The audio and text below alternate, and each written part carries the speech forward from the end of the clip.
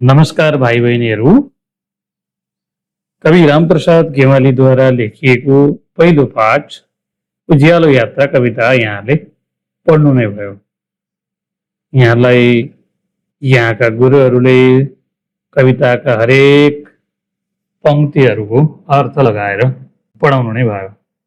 आज हामी कवि रामप्रसाद गेवालीले लेख्नु भएको यो उज्यालो यात्रा कविताका बारेमा यहाँलाई केही सर्ट नोट उपलब्ध गराउँदैछौँ र कक्षा 10 का लागि आउने एसई परीक्षामा यो पाठबाट सोध्न सक्ने सम्भावित प्रश्न र व्याख्याको पंक्ति पनि हामीले यहाँ उद्धृत गर्दैछौँ र यहाँलाई कस्तो लाग्छ यो हाम्रो व्याख्या र यो समराइज नोट हामीलाई पक्कै पनि कमेन्ट र हौसलाका लागि सब्सक्राइब गर्न नबिर्सिनुहोस् है त। उज्यालो यात्रा रामप्रसाद गेवालीद्वारा लिखित एक सन्देशमूलक कविता हो। अनुष्टुप छन्दमा लेखिएको यस कवितामा कविले मानिसलाई सत्कर्मको बाटोमा लाग्न प्रेरित गरेका छन्। नैतिक आचरण र उत्साह प्रदान गर्ने यस कवितालाई दार्शनिक र प्रेरणादायी कविता पनि भन्न सकिन्छ। कविताको मुख्य भाव कर्ममा ठूलो शक्ति हुन्छ। जसरी जङ्गलमा सुगन्धित फूलहरू फुल्छन् र साधारण काठ पनि घोटिएर सुगन्धित चन्दन बन्छ, त्यसरी नै निरन्तरको परिश्रम र उच्च सङ्कल्पले मानिसलाई जीवनमा महान बनाउँछ भन्ने खालको छ।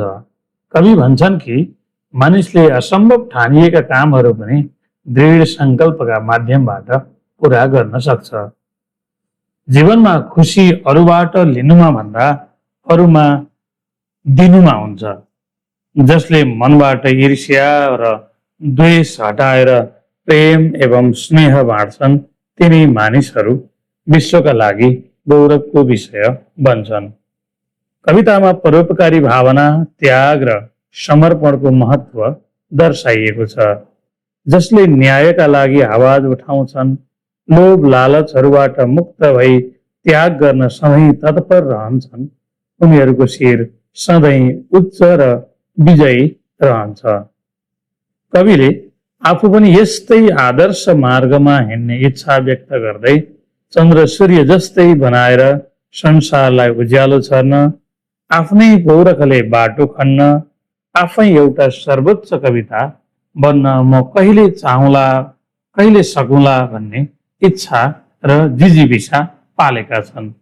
समग्रमा यो कविताले विद्यार्थीहरूलाई सकारात्मक सोच, कडा परिश्रम र परोपकारी बन्न प्रेरित गर्दै जीवनलाई उज्यालो यात्रातर्फ लम्काउन सन्देश दिएको छ।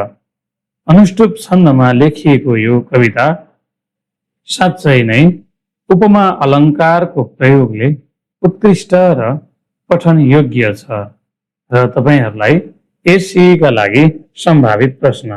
उज्यालो यात्रा कवितामा कविले कस्तो कर्मलाई उज्यालो यात्रासँग तुलना गरेका छन्, समीक्षा गर्नुहोस्। अर्को, उज्यालो यात्रा कविताले कस्तो सन्देश प्रवाह गर्छ, विश्लेषण गर्नुहोस्। र अर्को पनि तपाईहरूलाई सोध्न सक्ने सम्भावित प्रश्न, उज्यालो यात्रा कविताले इङ्गित गरेका वा देखाएका वा सङ्केत गरेका विषय वस्तुहरू के कस्ता रहेका छन्, कविताका आधारमा समीक्षा गर्नुहोस्। र यो कविताबाट तपाईहरूलाई परीक्षामा सोध्ने खालको सम्भावित प्रश्न रहेको छ, ईर्ष्या द्वेष हटाएर जो छर्छन् प्रेम सौरभ। यो पंक्ति अत्यन्तै महत्त्वपूर्ण पंक्ति हो। यहाँहरूले पक्कै पनि उज्यालो यात्रा कविता सार संक्षेपमा बुझ्नु नै भयो। डिजिटल शिक्षा सारथीमा जोडिँदै गर्नुहोला। हवस् त, धन्यवाद, नमस्कार।